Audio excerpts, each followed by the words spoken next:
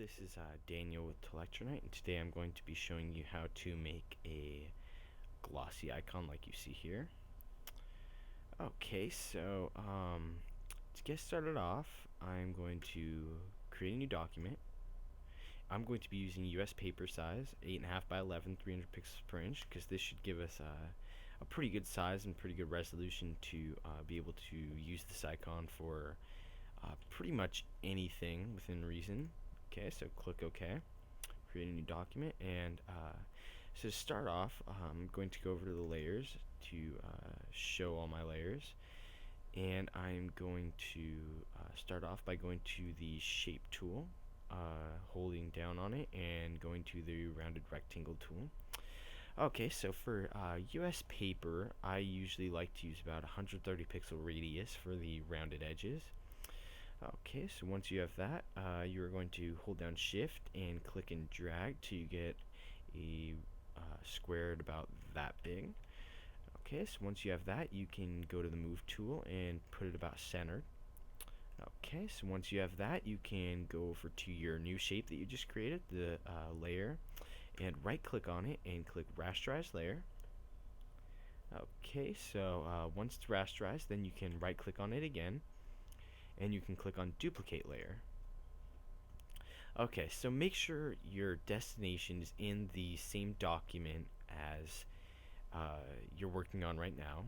It should be defaulted that way, but if it's not, then just make sure the document is the same. So click OK, and then now what I'm going to do is I'm going to double click on this new duplicated layer that we just got. What I'm going to do is I'm going to add a color overlay so that it makes things easier to see.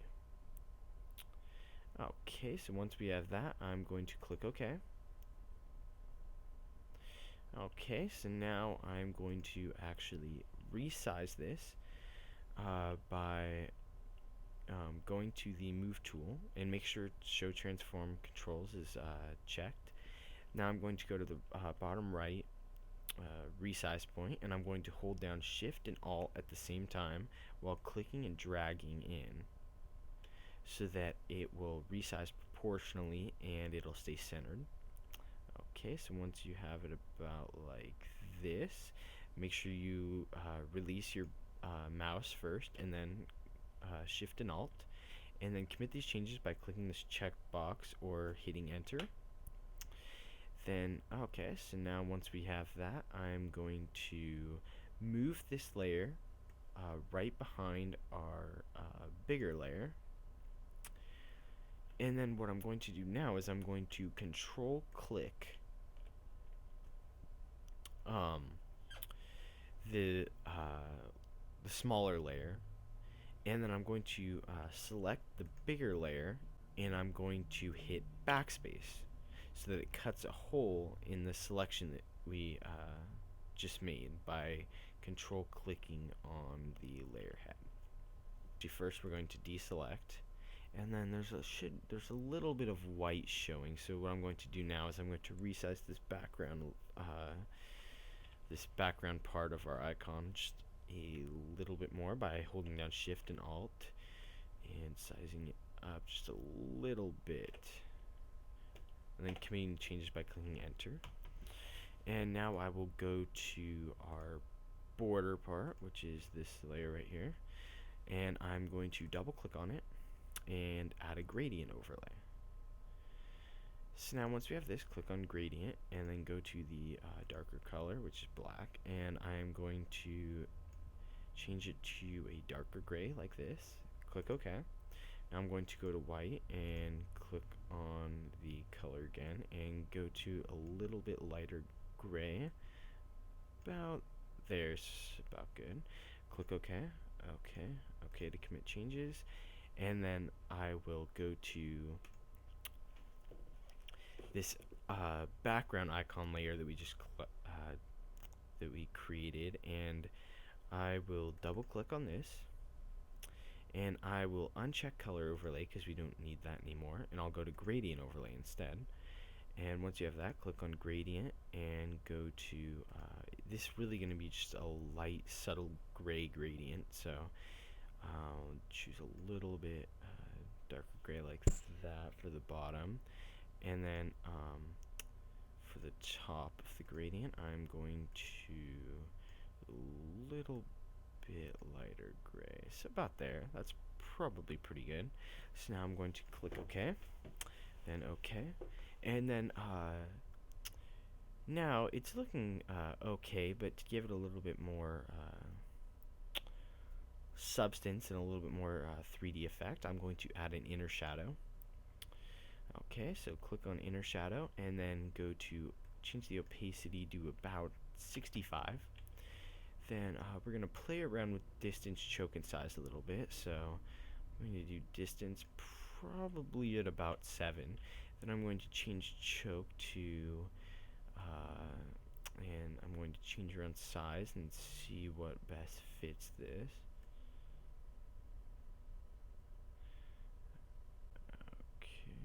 So that actually looks pretty good. Distance 7, choke 30, and size 54. Okay, so once you have it where you like it, you can click OK to commit the changes. Okay, so now this is actually starting to look pretty nice now. So now all we have to do is add the inner icon, which you can use your own or use one of the nice little pre-made shapes that Photoshop comes with. So now we're going to go to the shape tool and go to custom shape tool, and I'm going to be using the airplane for this. So I'm going to click that, click away, and then I'm going to click and hold down shift to scale it proportionally. Then I'm going to go to the move tool and I will center it. So now once I have that, then I'm going to right click and rasterize the layer. Okay, then I'm going to double click on this layer to add a gradient overlay. Click on gradient, then I'm going to go to this and add a little bit darker blue for the bottom part of the gradient. Go to about there's good. So once we have that, then I'm going to add a lighter blue for the top of the gradient to stay with our style that's kind of going throughout this whole project of lighter to darker. Okay, so then okay, that's looking about pretty good. So then I'm going to actually move this a little bit to make a little bit more of the lighter blue showing. Okay, so once you have it where you like, you can click OK. Now, to also keep the style consistent, I will add an inner shadow to this plane. I'll also make it look a little bit nicer, so I'll opacity 65 again. Distance, keep it at 7. Then choke, I'll keep that to 0 though, and then I'll just add the size and increase that to about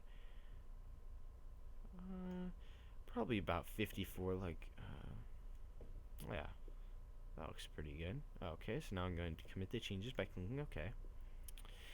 Okay, so now it's actually really starting to come along. It's really starting to look pretty nice. So once we have that, now to avoid errors with merging these layers together and creating little like glitches and problems with it trying to match the effects of the other layers and stuff, I'm going to create a new layer right above the background layer, and I'm going to merge one at a time these down to this new layer. So I'm going to select 2, then merge it down to the blank one, then select this one, merge it down to this one, then select this one and merge it down to this one. And then so once I have that, then I will now the last thing to do is add the gloss. So once you have this, then we are going to add a new layer, create a new layer. Now what I'm going to do is I'm going to go to the rectangular marquee tool, and I'm going to draw a rectangle about that big. Okay, so once you have that, you can right click on it and click transform selection. Once you have this up, now you can go up here and rotate it -45 degrees. Once you have it where you want, you can click the check mark and you can move this so that it cuts the rectangular or the rounded square to right down diagonally. Okay, so once we have that, you can go to the gradient tool and click on gradient, then go to the gradient editor up there, and you can click foreground to transparent. Now we're going to change this to white because we want the glossy look. Okay, change both to white. Click OK. Click OK. Then once you have this, now we're going to play around with this a little bit because you might not get it the first time. So, okay.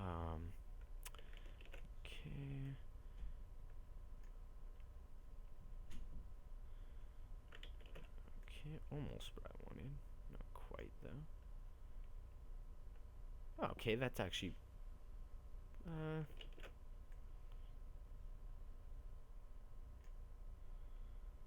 okay, I'll go with that for right now. That looks pretty good. Okay, so now you can deselect that. And it's starting to look pretty nice now. Yeah, it's starting to look pretty good. So now what I'm going to do is, the problem is that when you hide the background layer, there's a big white gradient that's in the shape of the rectangular selection that we made, because basically it's filled the whole selection. So to get rid of that, we're going to control click on the shape 1 layer, which is your icon, and then once you have that selected, then you're going to control shift I to invert the selection. Then make sure you go up to the click on the gradient layer with the gradient on it, and then click backspace. So now what we have is, now we have just the gradient in the part just with the icon. So now that's exactly what we want. So now you can deselect that selection. Okay. Now once you have that, so now we have just our icon, and then you can merge the gradient and icon layer together by selecting them both and clicking merge layers. So now what I'm going to do is I'm going to show the background again, and then so now basically our icon is done, and there's a few more things you can do. You can always double click on it and add a drop shadow to give it a little bit more aesthetically pleasing look. So go about 65 again, or increase the distance and the size to where you want it. So I think that actually looks pretty good. And yeah, basically there's many other things you can do. You can add some other effects, do it outer glow, many other things you can do with this. But yeah, so feel free to customize this however you want to, add some other things. Then yes, that's pretty much it. So you can comment, subscribe, rate this tutorial, suggest different things that I add in, like the use of text, or some things that need some clarification. You can post comments to ask me some questions about that. And so I hope you enjoyed this tutorial, and yeah, that's it.